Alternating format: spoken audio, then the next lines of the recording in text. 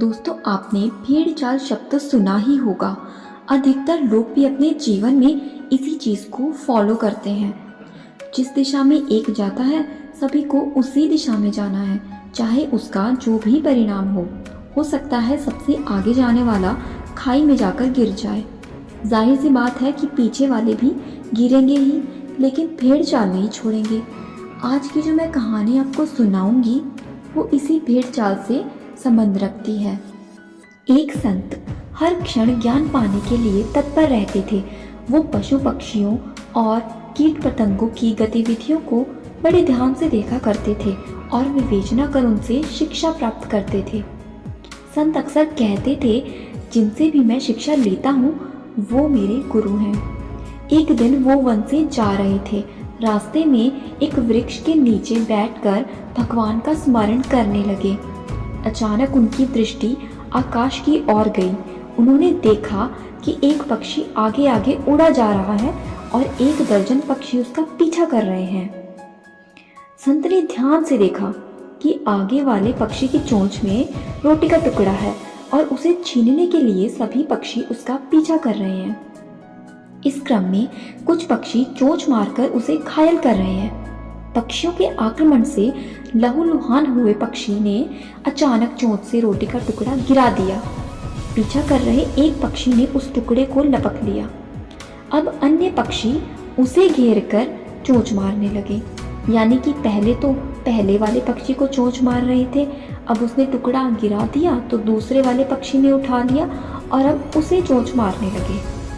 पहले वाला जो पक्षी था, चोंचों के प्रहार से वो लहूलुहान हुआ और नीचे उतरकर एक वृक्ष पर बैठ गया। संत ने हाथ जोड़कर उसे प्रणाम किया और कहा, हे पक्षी, आज से तू भी मेरा गुरु हुआ।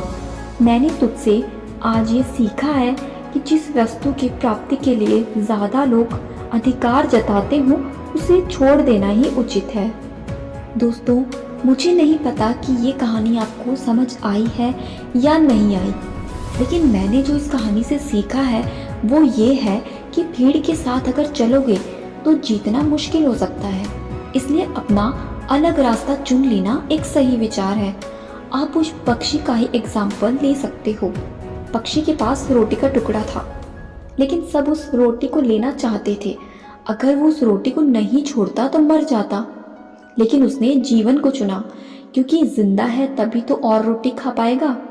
दूसरी ओर जब वही रोटी का टुकड़ा दूसरे पक्षी के पास आया तो दूसरे पक्षियों ने नोचना शुरू कर दिया।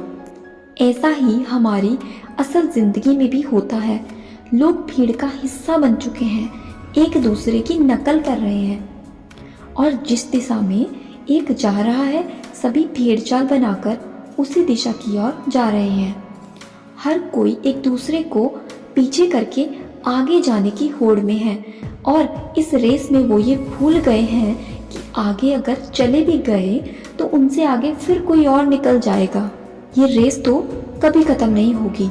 इसलिए सही निर्णय ये है कि भीड़ से हटकर अपना रास्ता बना लें, क्योंकि जब आप रेस में होंगे ही नहीं तो आपको न जीतने की खुशी होगी न हारने का गम होगा।